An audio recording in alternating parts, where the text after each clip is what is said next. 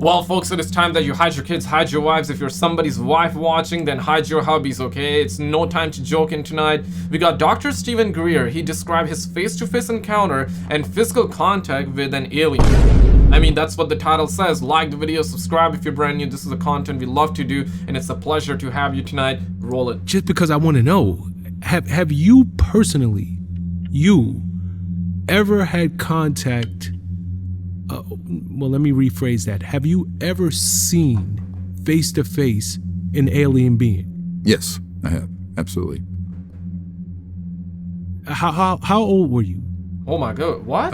That was the event in 1973. So I was 18. I just turned 18. Okay, so you're... How many of you guys are familiar with Dr. Stephen Greer? Now, here's the thing, like, I am a fan of his work. I've been following the guy for a while. I would like to believe that what he's saying is the truth, but it's like, this is a massive claim though. So if you're a fan of his work, I would say don't be blind. Don't be a blind fan. And if you're also somebody that's very skeptical, I would say, like, don't be like fully skeptical to the point where you don't want to believe anything that he would say next, which I have not heard of any of it before, so I'm doing this live. But how many of you guys are familiar with his work? You're old enough to know the difference between right and wrong, between fantasy and reality. Oh, yeah. In the 70s. I never do any drugs. This was not on LSD in the 70s. Okay, that's what I was about to ask you. You're coming out of the 60s. No. LSD. I never touched the stuff. Just took place. You're not on none of the methamphetamine from Breaking Bad, Walter White maybe? any magic mushrooms or anything No, at the time. No. Ask him, did he know Walter White? No. Okay. Yeah. Can you describe... Actually, this ET I'm talking about is probably about 4 to 5 feet tall. I didn't know what the heck was going on, and I was up on this mountain in outside Boone, North Carolina, up in the mountains. And this, at first I thought it was a deer on its hind legs looking at me. And because it had deer-like eyes. And it came over and touched my right shoulder so firmly I could see the indentation. And with that, there was an electromagnetic field. All my hair stood on, it's when I had hair. And all my hair stood on end. And it was this amazing event that happened with this being.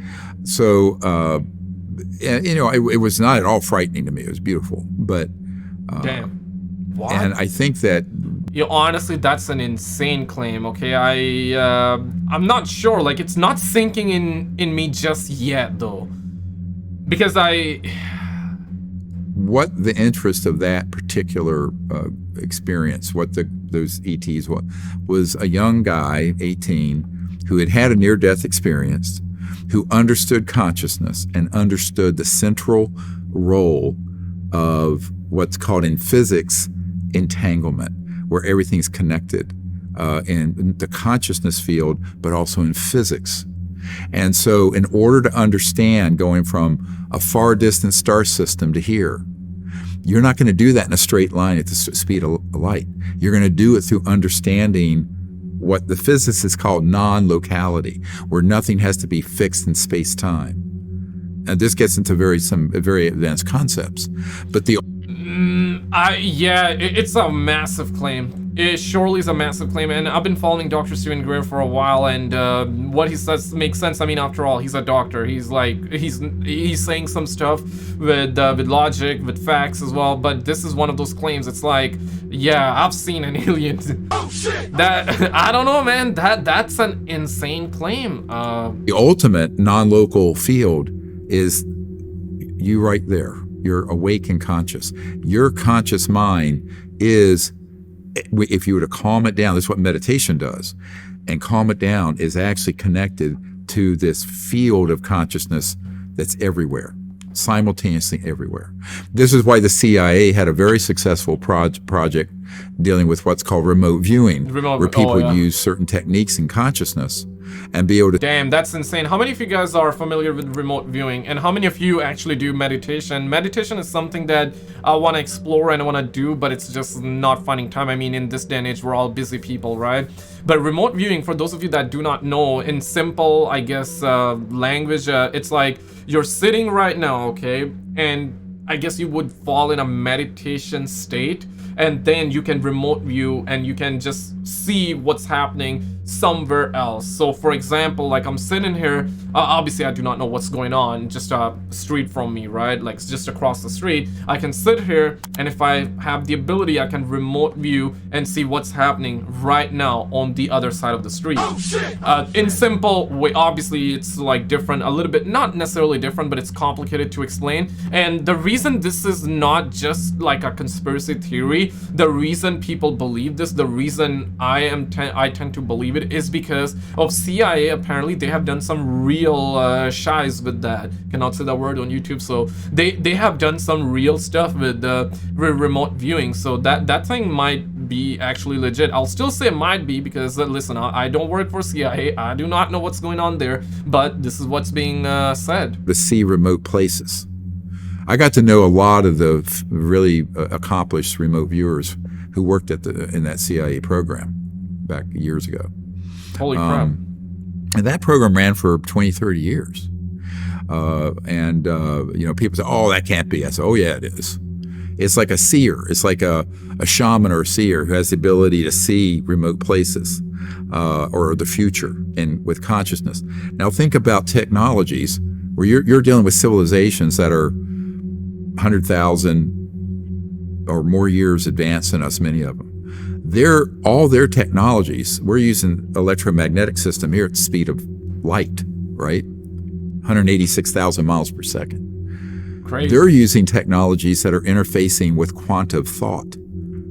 Sort of like really advanced, what Elon Musk is working on with Neuralink, but not with wires and stuff, but where it's a consciousness field and thought interfacing with machine.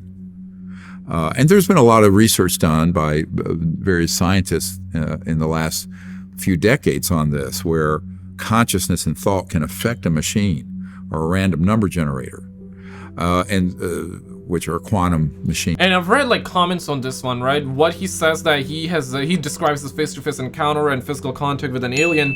And I've read comments, and a lot of people are believing him. A lot of people are believing him. I think is it because like a lot of people genuinely now believe that alien exists? Is it why people tend to believe somebody that comes out and says that yeah, they've seen an alien? Obviously not I'm not talking about any random person on the online on the internet that would say, yeah bro, met an alien today, you know what I'm saying, believe me. Nah, people are not gonna believe that. But when you have somebody like, let's just say Dr. Stephen Greer, someone that sounds reasonable, somebody that have credentials, I guess people would be like, yeah, let's believe the guy, because I'm seeing a lot of people believe him. What's your take? Basically, like Dr. John did at Princeton, at the Princeton Engineering Anomalies Research Lab, the Peer Lab. People should look that up. He was brilliant. I knew him. He really understood this whole idea of the consciousness field and matter and electromagnetism and being interconnected. So when you're dealing with extraterrestrial civilizations, they have perfected that the way we have perfected I cell suppose, phone yeah. or video call or FaceTime. Damn. So that's Man, just like 20, I believe, yeah, I can say that, right? 20 years ago, we couldn't do video calls, at least on the phone, maybe with the webcam on the computer, yeah, sure. But like, and I wonder like what year they started doing like webcam video calls. We used to have like this, like fat ass, like, cameras, Logitech cameras. Right now I'm running with a DSLR, which is also massive right now. This is the camera that I'm using to record right now. And I have turned that into a face cam, but yeah, man. Like holy crap, we really have advanced like crazy in the last 100 years. The other thing people have to understand, you're not dealing with your granddad's Oldsmobile here. You're dealing with some really advanced technology, which the good part of it is that a lot of those technologies, if they're brought forward, and this is why I'm here in LA for this premiere of The Lost Century and How to Reclaim It, this new documentary that just has come out. It's about all these technologies. But if those were brought out, in 10 to 20 years, we'd have a new civilization here. Damn. But they have to. And this is the way I see it. Even if they, for example, right, let's just say whatever he's talking about right now, whatever he got in his mind in terms of new technologies and, 10, 20 years, if they were brought forward, it's going to be completely different. I would like to believe that even if that's not the case and we advance the way we are advancing, especially with the AI, you guys know what I'm talking about with the AI video Sora, right? Like, you have probably heard of it or seen. People are able to fake the video so well now. It's like, it's insane. It's crazy, right? Most of the thumbnails that I'm seeing about like UFO stuff are AI generated because they look good and a lot more clean to click on, I guess. So people are going in that direction. Yeah, but I would like to believe, for example, right, if you had the ability to cryo sleep yourself, right, for the next 100 years. For example, you go to cryo sleep today and you wake up 100 years later. And if we're alive, let's hope that we are, right? Like the planet is alive, and you are able to wake up 100 years from now. I would just imagine like how far we have gotten in terms of technology, because us growing up with cell phones and seeing how advanced they are going. Yeah, it doesn't hit the same as if, I had never heard of the technology and I wake up tomorrow and all of a sudden we have this cell phone. That would hit hard, you feel what I'm saying? Because it's something that you did not imagine and boom, you get it, right? Crazy. But slow build up doesn't feel that much. It's like you see a construction work happen outside and you're like, yeah, it's gonna take a year, maybe a year and a half, whatever, right? Give or take. If you were to see that happen overnight, where the streets are completely new and changed, you would be like, holy shit, But over time, it just doesn't feel like to be brought out wisely, and they have to be brought out for peaceful applications. And a lot of them have to be held back for a while. The things that fly, the things that are, anti-grav things that fly around. But the ones that just generate energy, that would, get us off oil and gas and coal and eliminate the poverty that's in the world very quickly. But, you're going to have certain losers too in that. You're going to have, countries and corporations and powerful people who have interest in the conventional energy systems of oil, gas, coal. Public utilities. You're not going to need a public utility. You'd have a box at your house. It's all about the money at the end of the day. It really is. So it would be pulling energy out of what's called this 0-point energy field or quantum energy entangled field. And it'd run your house with no power bill, ever. Same thing with your car. You wouldn't have to plug it in like a Tesla. It'd be a real Tesla. Nikola Tesla had one. Nicholas Tesla, yeah. He had an electric car and never had to be plugged in. So the point I'm making here is that imagine, right, you have an electric car, but you never have to plug it in, though. Oh, shit! Yeah, man, that thought alone is just insane. I guess solar, he's likely not talking about solar panel cars, but in my mind, I'm just trying to make a logical, with the knowledge that we currently have, right? That, okay, yeah, electric car, but you got solar panel outside, so it's charging. Honestly, not a bad idea. Like, why don't anybody make an electric car with solar panels outside or on the roof of the car? We really could restart civilization and put it back on track, but there are a lot of headwinds against it. I mean, think of the powerful interests that do not want that to happen. I mean, they're controlling wealth that is way dwarfs the entire budget of the United States. Way more. Orders of magnitude more. So that's the problem. And this is where... So are you saying the cover, because that's the heart of the cover-up right there.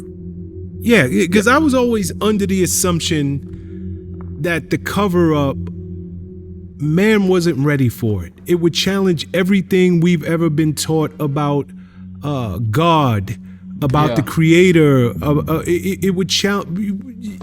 And I read a lot of your guys' comments, and respectfully, before we even engage, because we are surely living in times when information can be perceived or opinions can be perceived very, very negatively. I respect everybody's belief. Some of you are probably believe, some of you are Muslims, some of you are Catholics, Christians, some of you are atheists. Perfectly fine by me. I'm Muslim, right? And I'm reading a lot of your guys' comments. Some of you think that they are demons. Some of you believe that they don't exist. Some of you say that they exist, then they're not demons. Some of you believe various stuff. Very, very intrigued by it, and you can surely openly as well, respectfully, you can share your take in the comments. As a Muslim, in the Quran, it's hinted, not confirmed, but it has been hinted that yeah, there are other creatures that God has created. And I'm not sure about Christianity actually, but there are a lot of similar things that Islam and Christianity have, and there are a lot of very, very common things, but I'm not sure about this one. I have to do my research as well, and if you are a Christian and you have the knowledge, definitely share in the comments. We just didn't have the mental aptitude to understand and accept that there was life beyond what we knew.